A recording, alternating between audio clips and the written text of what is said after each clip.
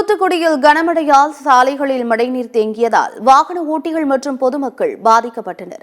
தமிழகத்தில் வடகிழக்கு பருவமழை தீவிரமடைந்து வரும் நிலையில் தூத்துக்குடியில் நேற்று கனமழை பெய்தது.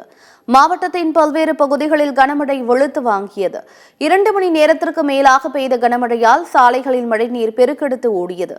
தூத்துக்குடி அந்தோணியார் கோவில் பகுதி, விருந்தினர் மாளிகை, காசுக்கடை பஜார் மற்றும் ரயில் நிலையம் செல்லும் சாலைகளில் மழைநீர் தேங்கி குளம் போல் காட்சியளித்தது.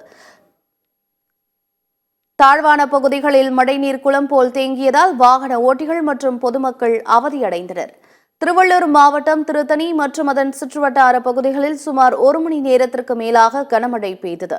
இதனால் நகரின் பல்வேறு பகுதிகளில் சாலைகளில் மழைநீர் பெருக்கெடுத்து ஓடியது.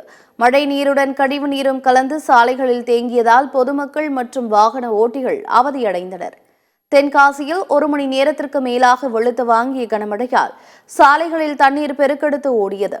தென்காசி நகர பகுதிகள் மற்றும் குத்துக்கல் வலசை, குற்றாலம், இளஞ்சி, செங்கோட்டை, புளியரை உள்ளிட்ட பல்வேறு பகுதிகளில் 1 மணி நேரத்திற்கு மேலாக கனமழை பெய்தது.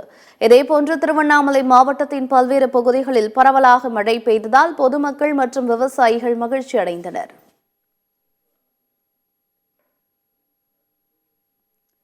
இந்நிலையில் குமரி கடல் மற்றும் தென்மேற்கு வங்கக்கடல் பகுதிகளின் மேல் வளிமண்டல கீழடுக்கு சுழற்சி நிலவுகிறது. இதன் காரணமாக தமிழகத்தில் வரும் 20ஆம் தேதி வரை மழை தொடரும் என வானிலை ஆய்வு மையம் தெரிவித்துள்ளது. அதன்படி நாகை, மயிலாடுதுறை, திருவாரூர் மாவட்டங்களில் இன்று கனமழைக்கு வாய்ப்புள்ளதாக தெரிவிக்கப்பட்டுள்ளது. சென்னையை பொறுத்தவரை வானம் மேகமூட்டத்துடன் காணப்படும் என்றும் நகரின் ஒரு சில பகுதிகளில் இடியுடன் கூடிய மழைக்கு வாய்ப்புள்ளதாகவும் கூறப்பட்டுள்ளது.